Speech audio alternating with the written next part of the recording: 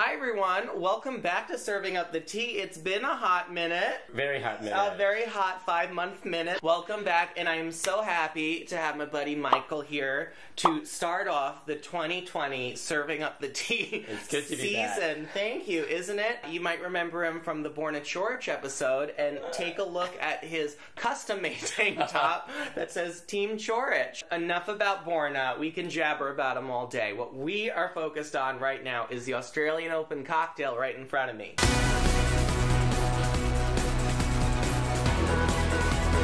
That looks delicious. Doesn't it look good? So, like, what do you notice about it for anything else? Well, definitely it's the same court color. Exactly. When I think about the Australian Open, I think about those, like, crystal blue courts, and then I also think about Finding Nemo and, like, the like, Pacific Reef or whatever it is. Whoa. You know, and so, like, I wanted... Never been, so... It's okay. Yeah, I haven't been either. One day, mate. Nope. Cut. So this is the cocktail, and it's a simple 3-ingredient deal. So, like, you can make it... You're going to probably need it if your faves are still in the second week. Hopefully, when we're watching this, Serena is in the second week. She'll be there. She'll be there. But, like, if your fave is someone else, hopefully they make it, but don't beat Serena. Sorry, I'm just being honest with you, Sagittarius. Okay, so let's go ahead and start making the cocktail. Oh, you got the good stuff. Grey Goose. What you need for this is ice. You need, yeah, I got the good stuff. I got the Grey Goose. Okay. Is that Kirkland? It is not Kirkland or not Trader Joe's, like with the Borna cocktail. It was my birthday last month, and she got some good liquor, and she's using it for the community. Happy Aquarius season. Okay, so you need your vodka. I got the discount Blue Curacao, though. Blue Curacao for the color primarily. And then we have ginger ale, Canada Dry ginger ale, right? Shout out to Canada as a country, except we expected more from Denis Shapovalov, to be honest with first round. Not only did he lose, but he, like, really mouthed off at the umpire in a pretty unbecoming way. But I forgive him. He's still cute. I think that's a terrible call from the ref. I'm just noticing your eyes are like the color of this drink. Right? My eyes are. I'm wearing all blue right now. I'm feeling very sad and blue. I'm just kidding. I'm ready to be here, and I'm ready to make this cocktail. So what you're going to need is ice. Always add your ice first, and then... Why is that? Okay, so what I was taught in mixology school, since I didn't go to bartending school, I went to mixology school. Bougie. Bougie. You have to add, like, the cheapest ingredients first. In order to, like, preserve the expensive ingredients. Also, you become less of a clumsy as you keep on going. That's a good tip for you at home. For you at home, especially if you had 1 to 4 cocktails already, start with the cheap shit and then move on. So you're going to need 1 of the Blue Curacao. Have you ever been to Curacao, the country? No, I have not. Oh, well, I have. Is it near Jamaica or something? It is in the Caribbean, but it's on the completely other side of the Caribbean. So I've been close. Right. Close, but not. Nonetheless, it's like South Caribbean. You know, like where Barbados is? Yeah, yeah. Kind of like... I know where Rihanna's from there. Exactly, 100%. So one interesting thing about Curacao, which makes me think of the Australian Open, is that the Netherlands had domain or sovereignty over it for a while, and Kiki Bertens is one of the front runners to win the Australian Open. She is a strong contender. She is a strong contender. Watch out, Serena. No, not watch out, Serena. Serena's going to take her down. Because we don't shake carbonated drinks, right? Because we're not stupid. I'm not that blonde.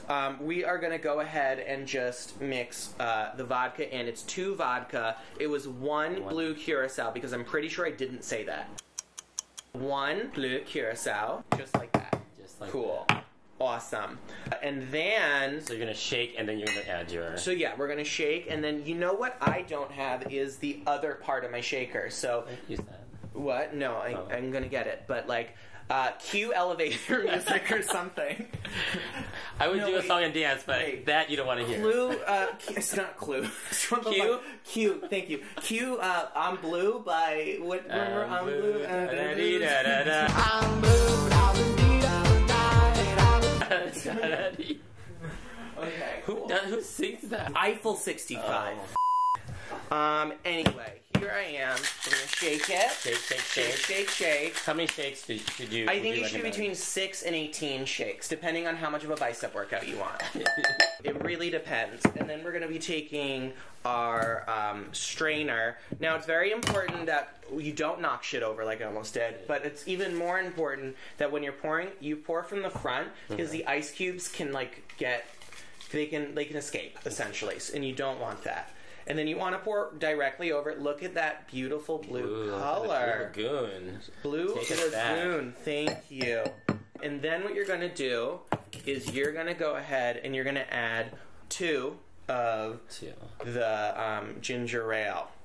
And technically, you're supposed to be stirring this not in the actual cocktail glass, but I already did it, and there's no looking back, so we're just going to be doing it here. You should actually be stirring it in here. You should also be stirring it. I'm going to use the handle. Let's MacGyvering it. Right, we're MacGyvering it. We're figuring it out. Just like on court, if the same thing isn't working, you gotta employ new stuff. Serena used the drop shot in our opening round match very effectively, right? I tried to do that with my match in Vegas. And how did that wasn't go? Effective. Michael competes on the GLTA World Tour, and this is the first year that he's actually going to be really doing the tour. Yeah. So what are your stops? I just did Vegas semifinals in Vegas. I'll do Palm Springs. Grass. I'll do LA Open. Grass. Okay, it's the gay Wimbledon people. LA Open. I'll be competing in that too. I'll do probably Dallas and then and then San Diego. Okay, so you are spreading around the country a bit. I like it, but are you playing in Europe at all? Oh, yeah. We're going to do gay games. Gay games? Where is it? Where is it? Sorry. They don't know where it is. Where is it? This year it's going to be in Germany. Oh, Dankeschön. Take a look at that cocktail. Oh, that's beautiful. So we have 2 right here. Do you want the one with or without the garnish? We're going to coffee talk for a minute. Yes. Okay, great. Cheers to the Australian Open.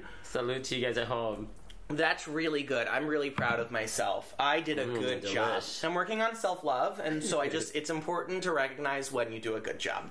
And I did a good job. Just like my favorite year at the Australian Open, which was 2017. So do you remember who the finals were for that? It had to be the Serena one. It was, yes. Well, it was Venus and Serena for the women. Oh, it's the last one she just won. And then the semifinals were 2 of my favorite semifinal situations. So on one hand, you had good versus evil, I'm not gonna lie. Or you had, let's not go that far, but we should. It was Venus Williams versus Coco Vandeweghe, right? Yes. And when Venus Williams made her first final in 9-10 years, right? Yeah.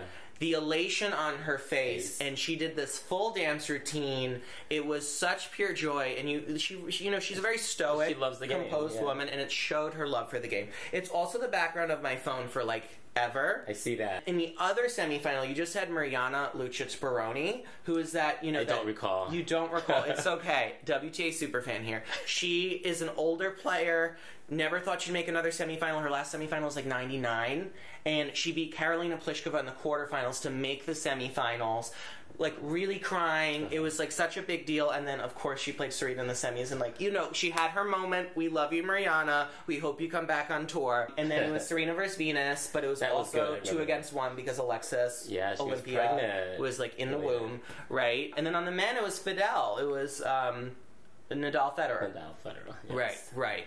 I remember 1995. Okay, cool. I was 3 years old, so you're a baby. Do you know who Agassi and Sampras is? Who? But that was a good match. That was, wasn't it? And that was, I think I was just getting into tennis, though. I was 18 years old. So you were 7, you mean? No. So I was just getting to tennis, right, so okay, cool. That's what I remember. There was a big debate in our household whether we were a Sampras or an Agassi household. I feel like that was a big U.S. Right. Yes. I was an Agassi fan, but my parents were Sampras people, and so I'm estranged from them to this date. I'm just kidding. That rivalry is one of the first originals for the rivalries, for sure. It really upped the ante when it comes to competitive rivalries, unlike the Maria Sharapova-Serena Williams rivalry, which is pretty one-sided. Lopsided. Sorry, Maria. But you know what, Maria? We love you. We do. We keep rooting for you every single time. We're rooting for you. Thank you so much for joining us on our first edition of 2020 Serving Up the Tea. I'm Lars Mellis. This is Michael Sang. You can follow him at Michael Say. Great. With a Y, though, With right? a Y, yes. Exactly. And I'm at liveyourtruth_Lars. We're going to continue many episodes of Serving Up the Tea. I will try to get Michael back as much as he'll allow me to get him back. Thank you for having me back. Of course. Thank you so much. And I hope that you make and enjoy this drink. And if you don't enjoy it, don't tell me. Have a great day. Cheers. There you go.